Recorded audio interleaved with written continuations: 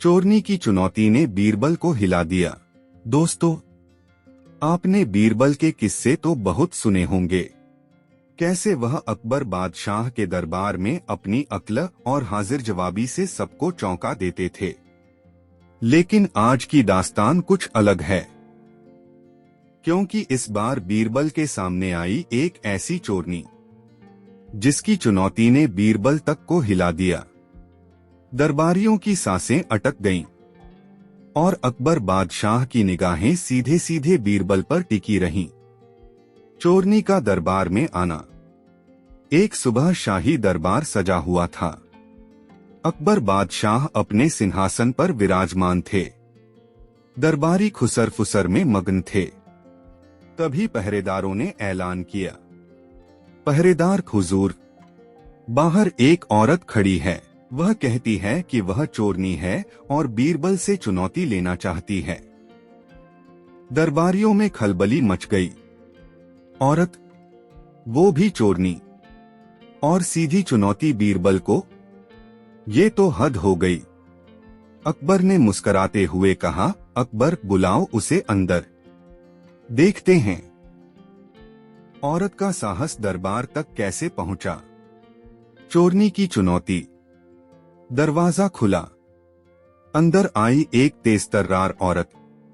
चेहरे पर नकाब, हाथ में एक छोटी सी थैली। उसकी आंखों में अजीब आत्मविश्वास था।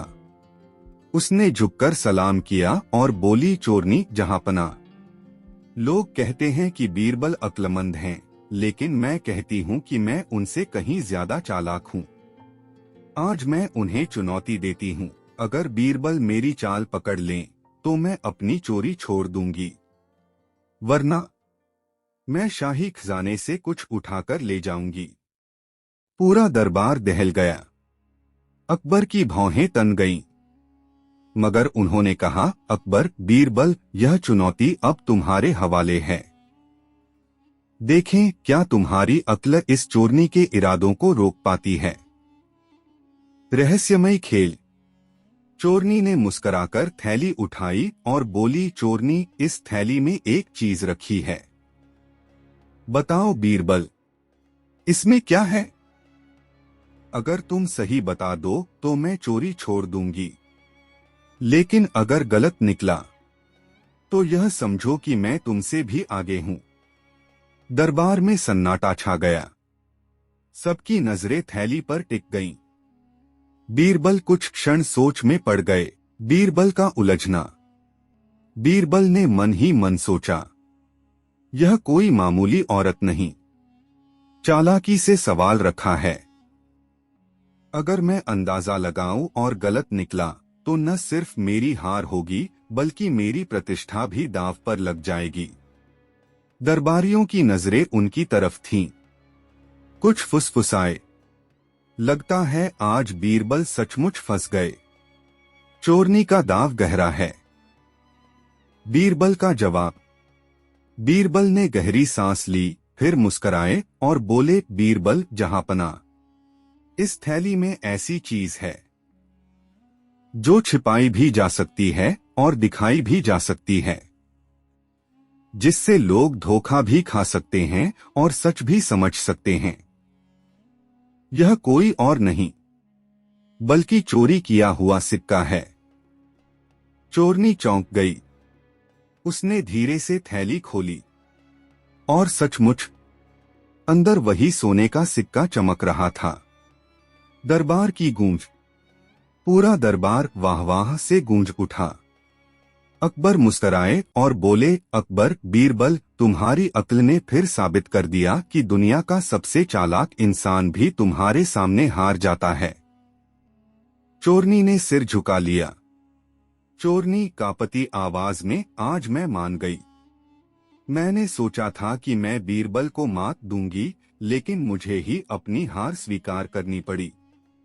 जहां पनाह, मैं वादा करती हूं, आज से चोरी की दुनिया छोड़ दूंगी और ईमानदारी की जिंदगी अपनाऊंगी। गहरी सीख। नैरेटर की आवाज। दोस्तों, इस चुनौती ने हमें ये सिखाया कि धोखे, छल और चालाकी चाहे कितनी भी बड़ी क्यों न हो, सच्ची बुद्धिमानी और ईमानदारी के आगे टिक नहीं सकती। झूठ से जीती गई लड़ाई हमेशा अधूरी होती है और सच से मिली जीत हमेशा स्थायी और सम्मानजनक होती है। नीति कथा, सच और अक्ल किसी भी चालाकी और चोरी से बड़ी ताकत है। दरबार का माहौल सन्नाटे से भरा हुआ था। चोरनी ने हाथ में चमकता हुआ कंगन लहराते हुए कहा, जहांपना, यह कंगन मैंने महल की रानी की संदूक से निकाला है। अगर बीरबल इतना ही चतुर है तो बताइए कि यह मैंने किस वक्त और किस तरीके से चुराया। अगर नहीं बता पाए तो सबको मानना पड़ेगा कि बीरबल की अक्ल बस कहानियों तक सीमित है। यह सुनकर दरबारियों के चेहरे पर हल्की मुस्कान दौड़ गई। कुछ ने मन ही मन सोचा, आज शायद बीरबल सचमुच फंस जाएगा। बादशाह अकबर ने गहरी आवाज में कहा, बीरबल, यह चुनौती आसान नहीं है। बताओ, क्या तुम इसे स्वीकार करते हो? बीरबल ने शांत भाव से उत्तर दिया, जहांपनाह, चुनौती चाहे कैसी भी हो, जब तक सच्चाई मेरे साथ है, मैं पीछे नहीं हटूंगा। चोरनी व्यंग्य से हंसते हुए बोली, ठीक है बीरबल, तो देखो, तुम्हारे सामने ऐसा खेल रखा है जिसमें तुम्हारी नींद उड़ जाएगी। इतना कहकर चोरनी ने दरबार के बीच जमीन पर रानी का वह कीमती कंगन रख दिया।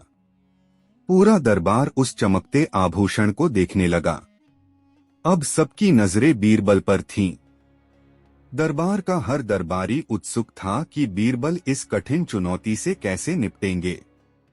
बादशाह ने कहा, बीरबल, तुम्हें कल सुबह तक का समय दिया जाता है।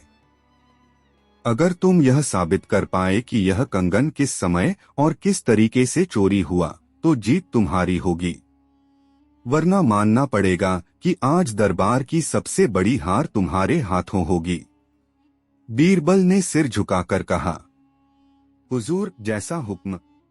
उस रात बीरबल का मन असाधारण रूप से बेचैन था। उन्होंने गहरी सोच में डूबते हुए कहा, यह कोई साधारण चोरनी नहीं है, यह अपनी चालों से लोगों को भटकाना जानती है। मुझे उसकी मनोवृत्ति को समझना होगा। और इसी सोच में बीरबल रात भर कागज और कलम पर कुछ निशान बनाते रहे, मानो किसी गूढ़ पहेली को हल कर रहे हों। जारी, क्या आप चाहेंगे कि मैं अब भाग 3 में दिखाऊं कि बीरबल ने कौन सी चालाक तरकीब लगाकर चोरनी के रहस्य तक पहुंचने की कोशिश की?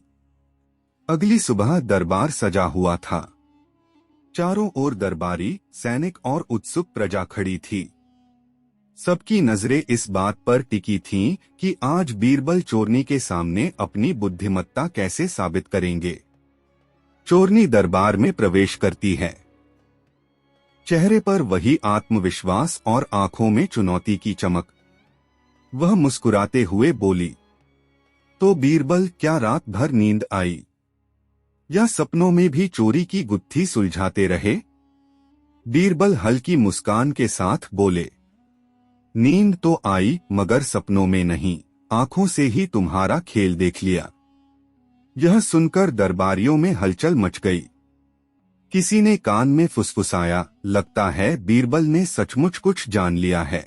बादशाह अकबर ने गंभीरता से कहा, बीरबल, अब देर न करो, बताओ यह कंगन कब और कैसे चोरी हुआ?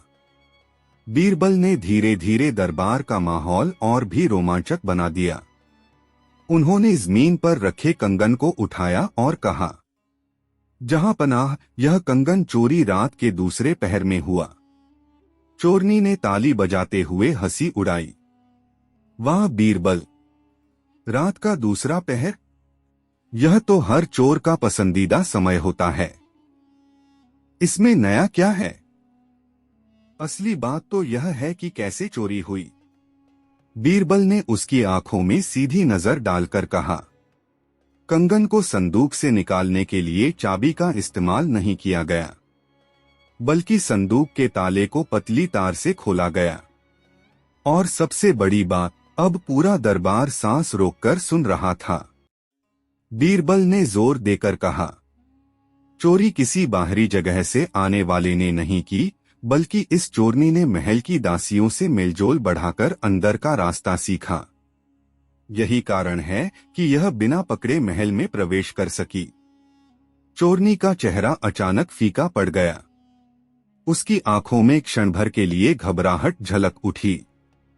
बादशाह अकबर ने भौहें तानते हुए कहा, चोरनी, क्या बीरबल की बात सच है?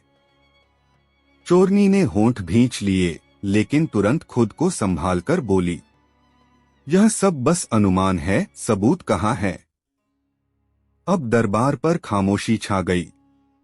सबूत यानी असली कसौटी। बीरबल क्या सचमुच उस चोरनी की चुनौती पूरी कर पाएंगे?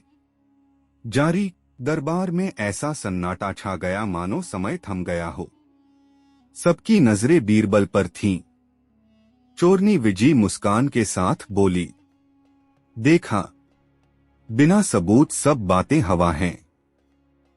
बीरबल, आज तुम्हारा जादू नहीं चलेगा, अकबर ने कठोर स्वर में कहा।